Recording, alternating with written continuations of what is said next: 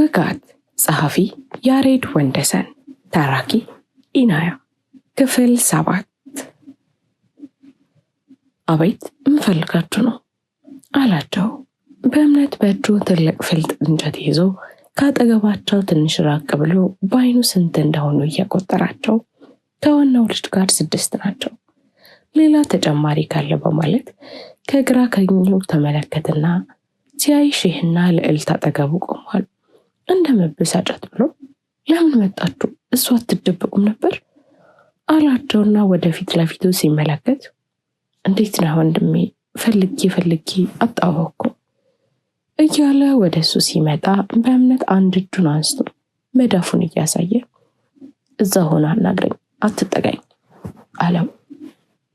እረ ወንድሜ ይቅርታ ለመጠየቅ ነው የመጣ ነው፣ ይኸው ምንም አልያዝንም አለው። ሼሁም ከኋላው የበእምነትን ጀርባ ነካ አድርገው እውነት መሆኑን ነገሩት። ከቆይታ በኋላ ቤት ውስጥ ተቀምጠው ያወራሉ። በእምነት ነው ያልከኝ ስምህን? ይኸውልህ ያኔ ምን ሆነን እንደሆነ አላውቅም እንደዚህ ያደረግነው። ነፍሳቸውን ይማርና እናትና አባቴ ብሔርን መውደድ ሳይሆን ለሀገር መሞት ክብር ይሉኛል። ብሔር ዘር ምናምን እኔ አሁን ነው የሰማሁት። በዚህ ወቅት በህይወት ቢኖሩ በእኔ ያዝኑብኛል፣ በአንተ ይኮሩብሃል። ይገርማል። ያን የሆነ ሰው መጥቶ በርካታ ብር እንደሚሰጠኝ ነግሮኝ ይህን እንድናደርግ አዘዘን። ያው አደረግነው። አንተ ግን ስለ ሀገር የተናገርከው ንግግር ሁላችንም ነው ባደረግነው እንድናፈር ያደረገን። አሁን የመጣ ነው ላይ ይቅርታ ብቻ ሳይሆን አንተን የምናግዝህ ነገር ካለም ለማገዝ ነው አለው። በእምነት ዘወር በማለት አትኩሮ ተመለከተው። ፋሲል ምን የቀረው ነገር መላ ሰውነቱ እንደጋለ ብረት ምጣድ ግሏል። ያለቅሳል፣ እንደገና እንባውን ይጠርጋል። ለሷ ማልቀስ አይገባም እያለ በአቶ ጋሻው መጠጥ ቤት ውስጥ ከታክሲው ረዳቱ ጋር እራት በልተው ለእንቅልፍ ብለው ድራፍት እየጠጡ ረዳቱ ዝም ብሎ ሲመለከተው ከቆየ በኋላ ቆንተ በሷ ላይ ቆርባሃል እንዴ? ለምን አትተዋትም? ፈጣሪ ነው ወይስ የምድር ህግ ያስገድደ አለው። ልቤን ያስገድደኝ። ለተዋት ብችል ማንንም ምክር ባልፈለግኩ የሚፈላ የእሳት ቶን ውስጥ እየቀለጥኩ ነው። ተቃጠልኩ አለው በኃይል ከተነፈሰ በኋላ። ከፊቱ ባለው ጠረጴዛ ላይ የተቀመጠውን ጃምቦ ድራፍት በአንድ ጊዜ አንስቶ ጃለቶ ግማሽ አደረገው። በቃ መቀጠል ፈልገህ ስለሆነ ተቃጠል፣ እኔ ምን አገባኝ። ድሮንስ ሊያገባህ ትፈልጋለህ? ትሰማለህ? ደግሞ መቃጠል ስለፈለግኩ አይደለም፣ ልቤ አማራጭ ስለከለከለኝ እንጂ። ታውቃለህ ከድሮ ፍቅረኛዋ ጋር ተሳስማ ከአንድ ሆቴል መኝታ ቤት ስትገባ ይቻት ሽምጥጥ አርግታ ስትክድ ይቅር ባይነት የፈጣሪ ነው ብዬ ታውቃት። እሺ አልኳት። ተጸጽታ ይሆናል ብዬ አውቄ ሞኝ ሰውንላት ያጃጀለች መሰላት። ለዛ ነው ዛሬ የሚደገመች። ከሷ ዳራ ከኔ ጋር ውሎ አደረገች። እኔ ሲገባኝ ሴትነት እናም ቆንጆ መሆን ጥሩ ሐሳቢ መልካምነት ነበር አለና ትንፋሽ ለመሰብሰብ ለሰከንድ ዝም ብሎ ሊቀጥል ሲል ረዳቱ መናገሩን ቀጠለ። ልጅቷ ወንድ መቀየር ስሜቷ ነው። አንተ እሷን መተው አትችልም? እኔ በየቀኑ ከግቢ ውጪ ምንም ጥቅም ስላላገኝ በጊዜ ታክሲውን እያቆምን ለኪሴ እንኳን ገንዘብ ማጣት ስለሌለብኝ ከአሁን ወዲያ አትጥራኝ፣ አልሰራም፣ አልፈልግም፣ እሺ ቻው ብሎት ከተቀመጠበት ጥሎት ሄደ። ፋሲል እያየው ዝም አለው። ከድራፍቱ ወደ ውስጡን ሲያንቆረቆረው የጋለውን ውስጡን ሲቀዘቅዘው ተሰማው። አቶ ጋሻውና አበባ በቢሮ ውስጥ ያወራሉ። እሳቸው በእምነት ሰላይ መሆን በጣም ከመበሳጨታቸው የተነሳ ማሰብ አልቻሉም። ምን ማድረግ እንደሚችሉ መላው ጠፍቷቸዋል። በሆነ አጋጣሚ መላ መፈለግ አለባቸው። አበባ ደግሞ አባቷን ለመግደል ሀብቱን ለራሷ ለማስተዳደር የተሻለ ጊዜ አሁን ነው ብላ ታስባለች። አዎ ኢየሩስ ታውቅ ነበር። የድሮ ፍቅረኛው አይደል? አሁን በቅሟ ሳሰቃያት እውነታን ታውጣታለች። እጭ አህያ፣ እሷም ሰው ሆና በእኔ ላይ ትጫወትብኛለች። ማን እንደሆንኩ አሳያታለሁ፣ እገላታለሁ በማለት ከቢሮ በንዴት ወጡ። አበባ ከአባቷ መውጣት ተከትላ ወዲያ ወጣችና ወደ መጠጥ ቤት ሄዳ ቢራ ይዛ ተቀምጣ እየጠጣች ሳለ ፋሲልን አየችው። እሱ ደግሞ አስፈለጋትና ቢሮዋን ይዛ እሷ አጠገብ ሄዳ ተቀመጠች። በትህትና ሰላም አለችው፣ መለሰላት። ጨዋታ ጀመሩ። ቢራው ድራፍቱ ተደጋገመ። መጫወት መሳሳቅ ተጀመረ። እኔ ግን እንደዚህ ሆነ ዛሬ ብቻ ማደር የለብህም አለች። አማራጭ የለኝም፣ ማደር ግድ ነው አላት ፋሲል በሐዘን። አማራጭም አለ፣ እኔ ያለሁልህ፣ ከኔ ጋር ታድራለህ፣ አስደስትሃለሁ አለችውና ልትስመው ስትል ከለከላት። ይቅርታ የአንድ ሰው ነው፣ እሺ ካለ እሷ መኖር አልችልም፣ አፈቅራታለሁ፣ የእሷን ስህተት እኔ መድገም አልፈልግም አለ። አበባ ፍረት ተሰማት። በንዴት ፊቷ ተለዋወጠ። እገላታለሁ፣ ስገላት ያኔ ወደ እኔ ትመጣለህ አለችው። አሁ ከለከልሽኛ፣ ስቃይ ያቆመ ማለት ነው አላት። እሷም በደስታ ፈገግ አለች። አቶ ጋሻው በንዴት እየሮስን መሬት ለመሬት እየጎተቷት፣ እሷ እየጮኸች እያለቀሰች እንዲተዋት ትለምነዋለች። ስጦታ ደግሞ እግራቸውን እየያዘች እያለቀሰች እናቷ እንዲተውላት ስትለምን፣ ልጅቷን ከእግራቸው አስለቅቀው ሲወረውሯት ስጦታን የደረጃ መውጫ ግንባሯን መታት። ጮኸች እየሩስ ተናዳ። እግራቸውን ልትነክሳቸው ስትል እሷንም በጫማ ጥፊ ሲሏት መሬት ላይ ተዘረረች። ወደዚች ምድር ለምን እንደመጣን ለምን እንደተፈጠረን ማወቅ ተስኖናል። ሰዎችን ግደሉልኝ እኔ አጸድቃቸዋለሁ የሚለን ፈጣሪ አለ። በሙስሊሙም ይሁን በክርስቲያን እምነት በማናችንም የለም። የሁለቱም እምነቶች ዘር፣ እምነት፣ ብሔር ሳትመለከቱ ሰውን ሰው በመሆኑ እርዱ፣ የተቸገረን አትላፉን የሚለው። ተመልከት እስቲ በሀገራችን ያለውን ሁኔታ። ብሔር፣ ዘር፣ እምነት እየተጠየቀ መገዳደል ባህል ሆኗል። ድሮ እናት አባቶቻችን ሰው በመሆንህ ብቻ መንገድ ስትሄድ ቢመሽብህ አሳድሩኝ ብለህ ስትጠይቅ እራት አብልተው እግርህን አጥበው አልጋቸውን ለቀው ያሳድሩሃል። ዘንድሮ ግን አሳድሩኝ ስትል ከቻለ ራሱ ይገልሃል፣ ካልቻለ ለጅብ ይሰጥሃል። ለዚህም ነው መሬታችን ለመሆኗ ያኔ ጠግብ የሚያድሩት ዛሬ መሬታችን ለምነቷን አጥታ በረሃብ እያለቅን ያለ ነው። ጸሎት ወይም ዱዓ ስናደርግ ፈጣሪ ይሰማን ነበር። ዛሬ ከፊቱ ተደፍተን ብናለቅስ አይሰማንም። ለዚህም ተጠያቂው አንዱ የኔ አባት ተብዬ አለች ዶክተር ልዕልት ከአንድ መጠጥ ቤት ከበእምነት ጋር ቁጭ ብለው። እሷ ትንሿን ጅን አረቄ ስትጠጣ፣ እሱ ደግሞ ቢራ እየጠጣ። ሆቴሉ ጊዜው ቀን ስለሆነ ብዙም ሰው የለበትም። ከተማው በጣም ሙቀት ስለሆነ በሙሉ ልብስ መውጣት ይከብዳል። አይኖቿ ብዙ በማልቀሷ ቀልቷል። ፊቷ በእንባ ረሷል። በእምነት በዝምታ ሲሰማት ቆይቶ እናቶ ጋሻው አባትሽ ናቸው ማለት ነው አላት ከቢራው እየተጎነጨ። እሷም ከአረቄዋ እየተጎነጨች ነበር እና አፏ በመያዙ ጭንቅላቷን ከላይ ወደታች በማድረግ አዋለችውና መግደልን እንደ ስራ ይዞት ወዶት የሚሰራው እሱ ብቻ ነበር። እናታችን ብዙ ትነግረንም ትመክረንም ነበር። በአንድ ግብረ ሰናይ ድርጅት ስለምትሰራ በቂ ደሞዝ አላት። እናም ከአባታችን ምንም ገንዘብ አትቀበል፣ የኃጢአት ገንዘብ ነው ትላለች። እምቢ ስትለው በጣም ይደበድባት ነበር። ልጆቼ እንዲጠሉኝ እያደረግሽ ነው ሁሉ። እውነቱንም ነበር፣ እኛ ጠልተናል። ከዛም እናቴ የሆነ ጊዜ ሞተች። አሟሟታ ድንገት በተኛችበት ነበረና በልብ መሽታ ሞተች አሉ። አባት ተብዬው ቤት አልነበረም፣ ሆቴል ውስጥ ነበር። እኔም ብለው እናቴ ልብ ሳይሆን እሱ የገደላት ብዬ ማምነው። ከዛ በኋላ በቃ ላይኔ የጠላሁት ባላዩ መጣል።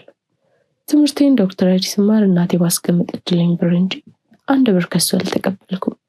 መጠቀምም አልፈልግም። እንደ እናቴ ሰው መርዳት ነው ህልሜ። አሁን እሱን እየኖርኩ ነው አለች ልዕልት። አይ እየኖርሽ አይደለም። ለማንኛውም በቃ ይህን ታሪክሽን ሌላ ጊዜ በአዲስ ህሊና ታጫውችኛለሽ። አሁን ግን ሌላ ነገር ልጠይቅሽ። ያኔ ዶክተር እየተማርሽ እየሰራሽ ቁንጅናሽ እንዴት ነበር አላት። ለመጀመሪያ ጊዜ ከኢየሩስ በኋላ ለአንድ ሴት ልቡ ወለል ብሎ የተከፈተ መሰለው። ለእውነቱ የተደበቀ ውበት ይኖራት ይሆናል እንጂ በአሁኑ ሰዓት ምንም የሚያስደስት ነገር የላትም። እናም በጣም ስላዘነች ፈገግ ለማስባል በማለት ነው የጠየቃት። እንዳሰበውን ፈገግ ብላ መሽኮርመም አይሉት ማፈር ግልስልስ ብላ አየችውና ቁንጅና ኖረ አልኖረ ምን ይሰራል፣ ሁሉም ላፈር እኮ ነው አለችው። በቆሸሹትና ወደ ቢጫነት ተቀይረው በማያምሩት ጥርሶቿ ፈገግታን እያሳየች። ይሰራል። ንጹህ ሆነሽ ሰጥተሽ ሰዎችን ስትረጂ ነው ጥሩ። አይዞሽ፣ እዚህ ሆነሽ ማንም አያውቅሽም። ስለዚህ ያኔዋ ልዕልት ዛሬ ልዕልት ሆና ማየት እፈልጋታለሁ። ዛሬ በእኔ ቁጥጥር ስር ነሽ። እኔ አድርጊ ሆኜ እንደምልሽ ትሆኛለሽ። ነይ ተነሽ እንሂድ አላትና ተነስቶ ከኪሱ ብር አውጥቶ ከፈለግና እሷን ይዞ ለመሄድ ሊያነሳት ሲል ቆይ እንጂ ጂኒን ልጨርስ አለችው። ላለመነሳት እጁን ይዛው እንደማያስፈልግ ነግሯት እየጎተታት እየተሳሳቁ ወጡ። ፋሲል ሙሉ ታክሲው በሰዎች ተሞልቶ እየነዳ በመሄድ ላይ ሳለ ሞባይሉ ደጋግሞ ይጠራል። እየነዳ ስለሆነ ማንሳት አልቻለም።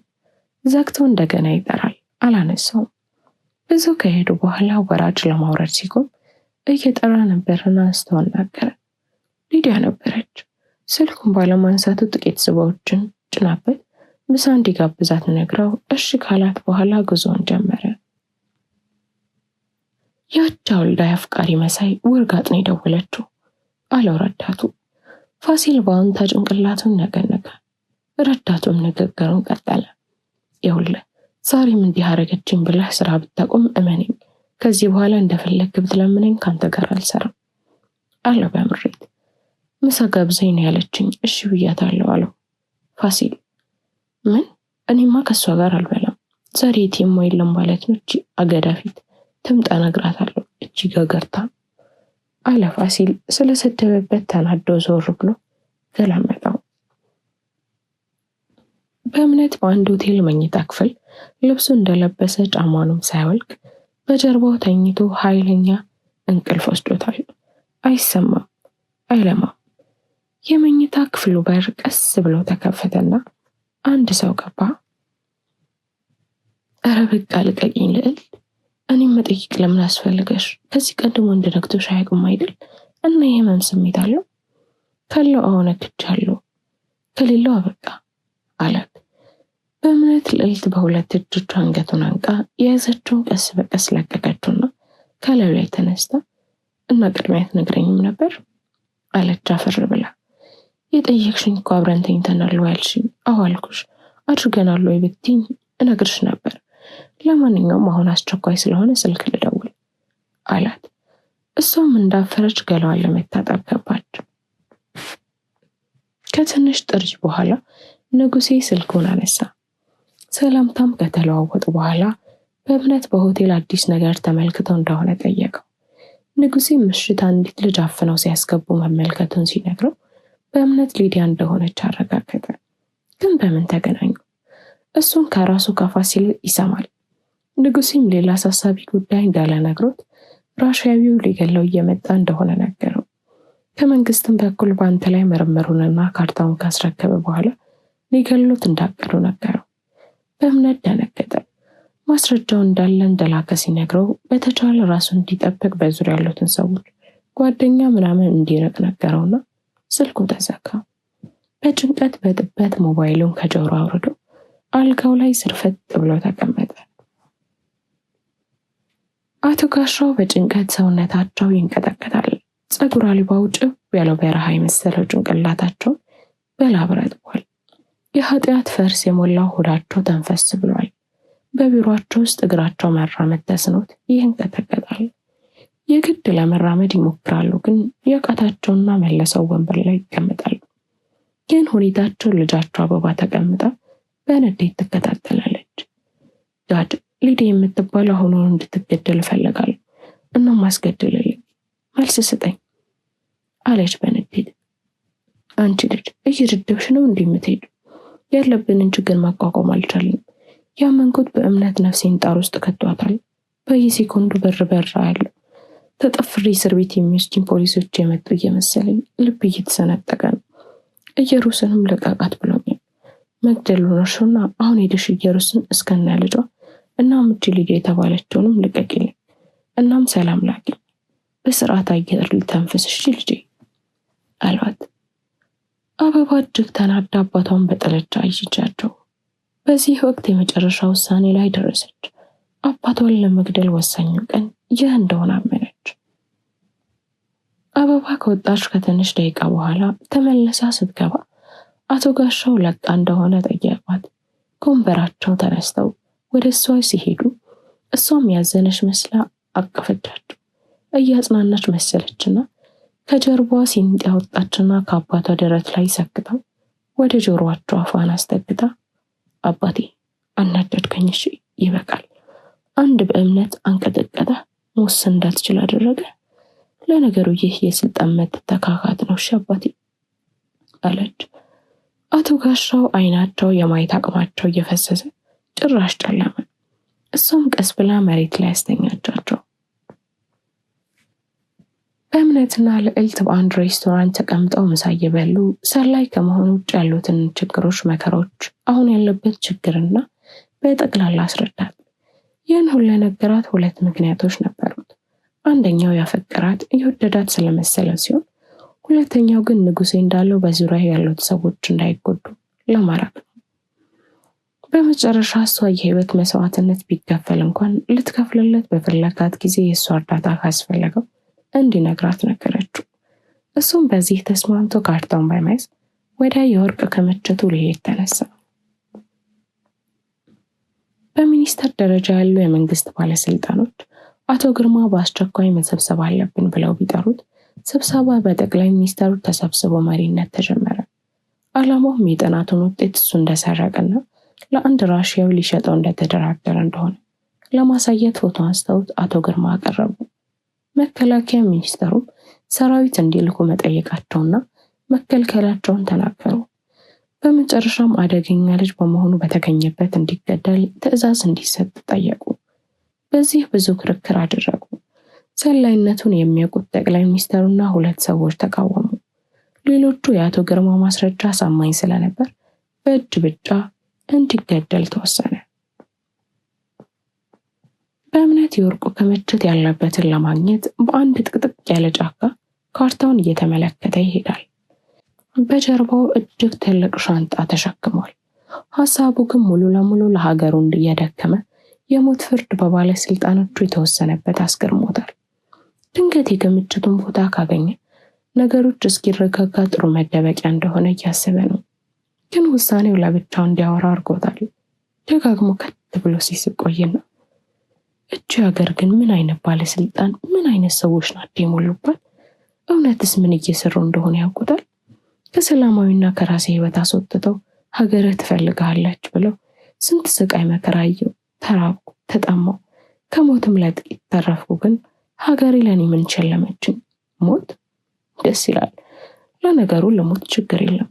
የምሞተው ለሀገሬ ትልቅ ታሪክ ሰርቼ እንጂ ሙስና ሰርቼ አሪያም ሀገሬን ልጆቿን በብሔር በዘር በእምነት አጨራረሼ አስተራርጄ የሞት ሁሉ ሞት አይደለም። የክብር የጀግንነት ሞት ነው የምሞተው። ዛሬ መሞገስ ባልችል እውነት ሲወጣ ለአንድነትና ለጀግንነት ሲል የሞተ የሀገራችን ያልተዘመረለት ምርጥ ጀግና ተብዬ መጽሐፍ ይጻፍልኛል፣ ሐውልት ይቆምልኛል። ስሜ በጀግኖች ማህደር ለዘላለም ትነሳለች። ብሔሬ ምንድን ነው? ኦሮሞ ወይስ አማራ? ትግሬ፣ ጉራጌ፣ ሶማሌ፣ ሐረር፣ ቤንሻንጉል? ሌላም አይደለም፣ ምንም አይደለም። ያልጠቆረ ባንዲራ ማህተም ላይ የታተመ ቀይ ደም ያለኝ እኔ ኢትዮጵያዊ ብቻ ነኝ። አዎ ኢትዮጵያዊ። የኔን እምነትና አመለካከት የያዘ አያሌ ህዝብ አለ። ከሙስሊሙም ከክርስቲያኑም። ይህ ያስደስተኛል። አዎ ይህ የኔ ኩራቴ ነው አለና ካርታውን ሲመለከተው ደርሷል።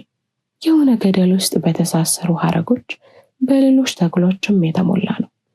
መንገዱ በጣም ቀጭን በመሆኑ በትንሹ እግር ከመንገዱ ሳት ቢል አጥንት እንኳን ወደማይገኝበት ትልቅ ገደል ውስጥ መፍጠጥ ስለሆነ በጣም በጥንቃቄ በመሄድ ካርታው ከሚያሳየው የመጨረሻ ስፍራ ላይ ደረሰ። ልቡ ደጋግሞ ደለቀ፣ መታ። በሩ ላይ ተሳስረውና ተሰባጥረው በሩን የሸፈኑት አትክልቶች እየበጣጠሰ እየነቀለ ከበሩ ፊት ለፊት ተገናኘ። በሩ ተቆልፏል፣ ግን እውነት ነው ወርቁ ይኖራል ብሎ አሰበ። እናም ሻንጣውን አወረደ። በርካታ ቁልፎች አወጣ። ሌላ መፈልቀቂያ ብረት አወጣ። በተለያየ ቁልፎች ሞካከረ። በመጨረሻም በመፈልቀቂያው ፈለቀቀና ከፈተው። ጨለማ ነበር። ባትሪ አወጣና መብራት አበራ። ከግራ ከቀኝ ግድግዳ ላይ ማሾ ነበሩ። ክብሪት አውጥቶ ለኮሰ። ወደ ውስጥ ገባ። እየለኳከሰ ከአንድ ሰፊና ትልቅ ዋሻ ቤት አገኘ። ዙሪያውን ያለውን መብራት አበራና ባየው ነገር ደንግጦ አይኑ ፈጠጠ። እግሩ መዛሉ ተሰማውና ቁጢጥ አለ። ልዕልት በአንድ መጠጥ ቤት ውስጥ በእምነትን እያሰበች ቢራ ትጠጣለች። እንዳፈቀረችው ገባት። ልቧ ደጋግሞ ይመታ ነበር። አሁንም አጠገቧ ቢሆን ተመኘች። ምን አለበት ክብረ ንጽሕናዬን በሰጠው ብላ አሰበች።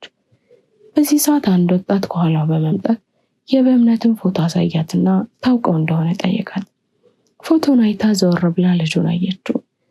በእምነት ስለ ራሻዊ የነገራት ነገር ስላለ ሳታመነታ እንደማታውቀው ነገረችው።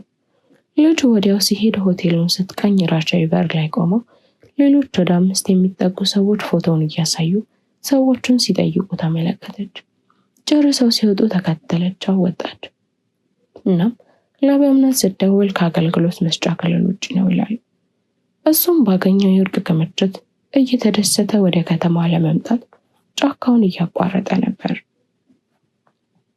ለምን አልገደልሽኝም አለው አቶ በጋሻው ከቤታቸው ስር ግራውንድ ላይ በሚስጥር ባሰሩት ሰው ሊገሉ አስክሬኑን የሚደብቁበት ስፍራ ላይ ደረታቸው የተወጉትን ቦታ በፕላስተር ታሽጉ በእጃቸው ይዘው ህመም እየተሰማቸውና እያቃሰቱ፣ አበባ ደግሞ የእሳቸውን ሰዎች አባራ አዳዲስ ጠባቂዎችን ቀጥራለች።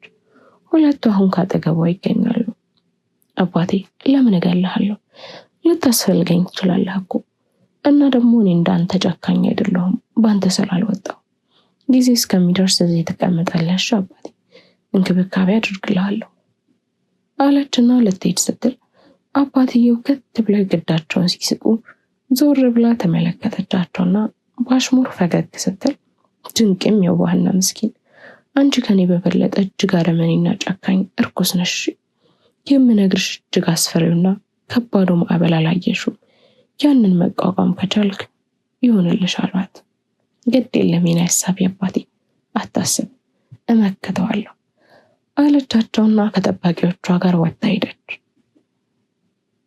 አበባ ከሊዲያ ፊት ቆማ ስታያት ቆየችና በመጨረሻ ከመሞቷ በፊት ደውላ ማናገር ያለባት ሰው ካለ እድሉን እንደሰጠቻት ነገረቻት። ጭንቅላቷን በመነቅነቅ ሊዲያ ሽቷን ገለጸችላት። የራሷን የሊዲያን ስልክ ከቦርሳ አውጥታ ስልኩ ጠፍቶ ስለነበር አበራችን ነው ለማን መደወል እንደምትፈልግ ጠይቃት ለፋሲል መሆኑን ነገረቻት። አበባም እንደናፈቃት ተናግራ ጋላሪ ውስጥ ፎቶ ካለ ልታይ ገባች። ግን ከፋሲል በፊት ያየችው ፎቶ አስደነገጣት። እናም ቁና እየተነፈሰች አንዴ ፎቶውን ሌላ ጊዜ ሊዲያን በድንጋጤ አየቻት። ክፍል 8 ይቀጥላል። ላይክ፣ ሼር፣ ሰብስክራይብ በማድረግ ቤተሰብ ይሁኑ።